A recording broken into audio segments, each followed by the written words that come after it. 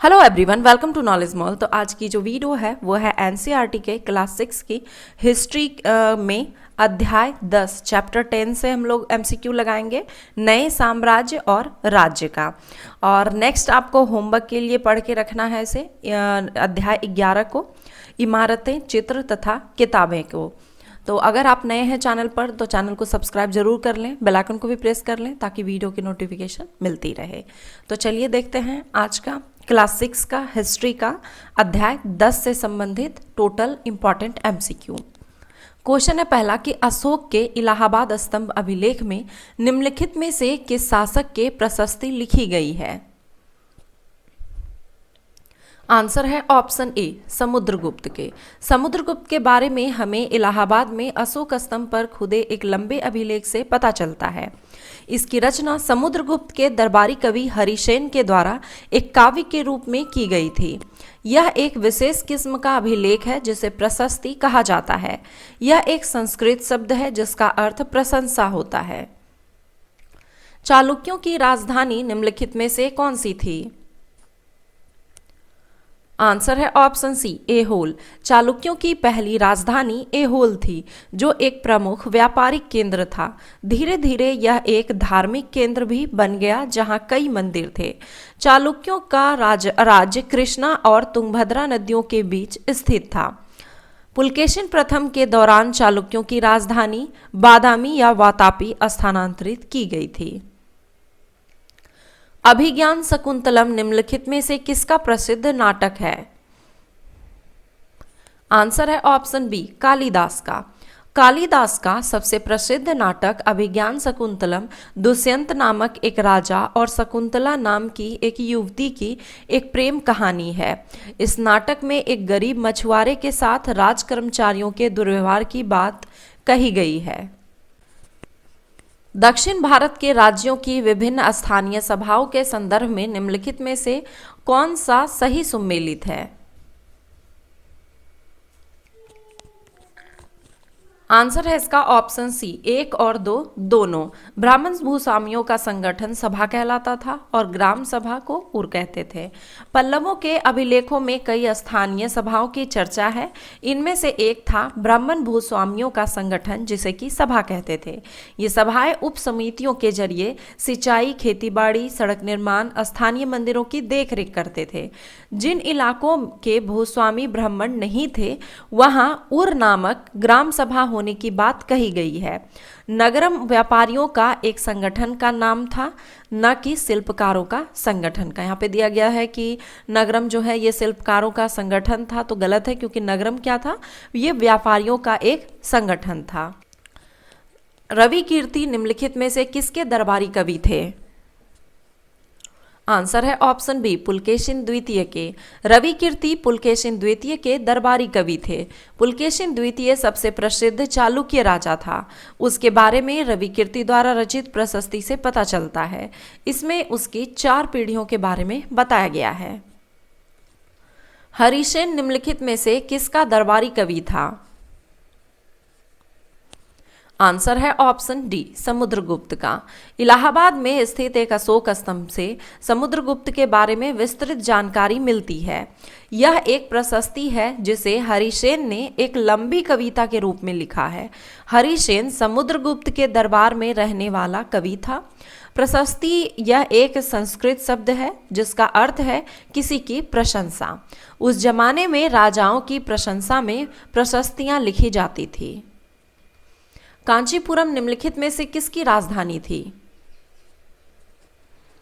Answer है option D, पल्लवों की। पल्लवों की राजधानी कांचीपुरम थी। पल्लवों का राज्य कांचीपुरम के आसपास के क्षेत्रों से लेकर कावेरी नदी के डेल्टा तक फैला था। नर्मदा नदी पर सम्राट हर्ष के दक्षिण की ओर बढ़ने की कोशिश को किसने रोका?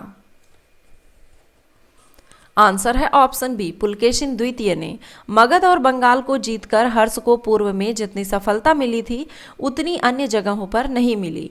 जब उसने नर्मदा नदी को पार कर दक्कन की ओर बढ़ने का प्रयास किया तब चालुक्य नरेश पुलकेशिन द्वितीय ने उसे रोक दिया। निम्नलिखित में से कौन हर्ष के काल में भारत आया था? आंसर है ऑप्शन ए ह्वेनसांग। चीनी तीर्थयात्री ह्वेनसांग, इनका अलग नाम भी आपको देखने को मिलेगा स्वान के नाम से, हर्ष के काल में भारत आया। वह काफी समय के लिए हर्ष के दरबार में भी रहा। उसने वहां जो कुछ देखा उसका विस्तृत विवरण दिया है। वानभट्ट निम्नलिखित में से किसके दरबारी कवि थे? आंसर है ऑप्शन सी हर्षवर्धन के। वानभट्ट हर्षवर्धन के दरबारी कवि थे। इन्होंने हर्षवर्धन की जीवनी हर्षचरित्र लिखी, जिससे हर्ष के शासनकाल और वंशावली का पता चलता है। हर्ष ने लगभग 1400 वर्ष पूर्व शासन किया था। कालिदास निम्नलिखित में से किसके दरबार में थे? आंसर है ऑप्शन ए चंद्रगुप्त द्वितीय के। चंद्रगुप्त द्वितीय का दरबार विद्वानों से भरा रहता था। कवि कालिदास और खगोल शास्त्री आर्यभट्ट उसी के दरबार में थे। शक विजेता निम्नलिखित में से किसे कहा जाता है? आंसर है ऑप्शन ए चंद्रगुप्त द्वितीय को। चंद्रगुप्त द्वितीय को शक विजेता कहा जाता है। उसने पश्चिमी भारत में सैन्य अभियान करके अंतिम शक शासक रुद्र सिंह तृतीय को परास्त किया तथा ऐसा कहा जाता है कि उन्होंने शकों पर विजय के प्रतीक के रूप में विक्रम संवत की स्थापना की तथा विक्रमादित्य की उपाधि धारण की। प्रयाग प्रशस्ति का संबंध किस शासक से है? आंसर है ऑप्शन सी समुद्रगुप्त से। इलाहाबाद का अशोक स्तंभ अभिलेख समुद्रगुप्त के शासन के बारे में जानकारी देता है। इस पर समुद्रगुप्त के दरबारी कवि हरिसेन ने संस्कृत भाषा में प्रशंसनात्मक वर्णन प्रस्तुत किया है। इसे ही प्रयाग प्रशस्ति या समुद्रगुप्त की प्रशस्ति कहा गया है। प्रशस्ति का अर्थ प्रशंसा होता है। इसमें उसकी विजयों का वर्णन है। परम भागवत उपाधि धारण करने वाला प्रथम गुप्त शासक था। आंसर है ऑप्शन सी चंद्रगुप्त द्वितीय। पृथिव्या प्रथम वीर उपाधि थी। आंसर है ऑप्शन ए समुद्रगुप्त की। गुप्त वंश के किस शासक ने सर्वप्रथम महाराजा धीराज जैसी बड़ी उपाधि धारण की थी? आंसर है ऑप्शन ए चंद्रगुप्त प्रथम ने। चंद्रगुप्त गुप्त वंश के पहले शासक थे जिन्होंने महाराजा धीराज जैसी बड़ी उपाधि धारण की।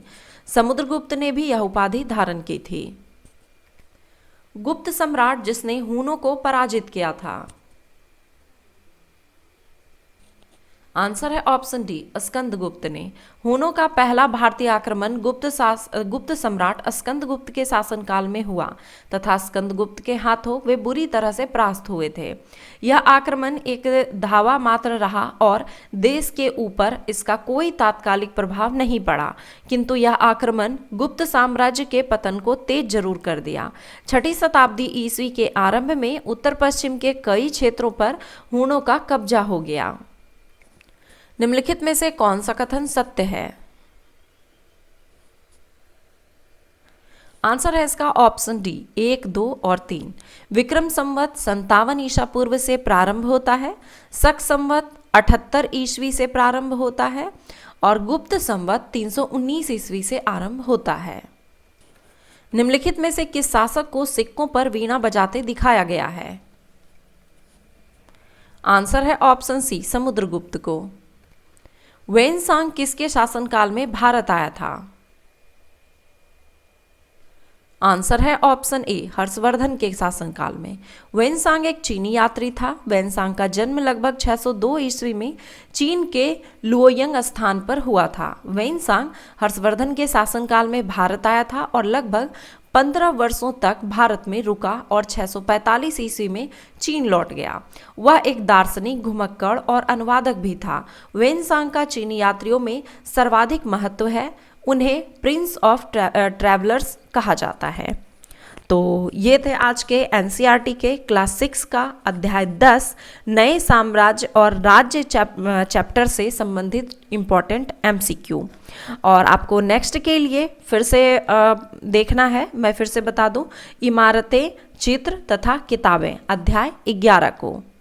और ये जितने भी क्वेश्चन का कलेक्शन करवाया गया है ये सभी एग्ज़ाम के लिए, चाहे वो पीसीएस हो या फिर और भी कॉम्पिटिटिव एग्ज़ाम या फिर यूपीएससी का एग्ज़ाम, इन सभी के व्यू से ये काफ़ी इंपॉर्टेंट क्वेश्चंस हैं इसमें। तो इसे स्किप ना करें और ध्यान से हो सके तो दोबारा से इसे रिवीजन करते रहें और नोट भी बनाकर रख सकते हैं या फिर इसको पीडीएफ को निकाल के आप रख सकते हैं। पीडीएफ आपको हमारे टेलीग्राम चैनल पे मिल जाएगा, डिस्क्रिप्शन में लिंक दिया गया है। और अगर आप करंट अफेयर्स से जुड़ना चाहते हैं तो हमारे नए चैनल करंटपुर को जरूर सब्सक्राइब करें। वहाँ पर आपको डेली करंट अफेयर्स की वीडियो दी जाती है और वो भी आपको सभी कॉम्पिटिटिव एग्जाम के लिए काफ़ी हेल्पफुल होगा। तो वीडियो पसंद आए तो एक लाइक ज़रूर करें, कमेंट करें और अपने दोस्तों के साथ शेयर जरूर करें। धन्यवाद।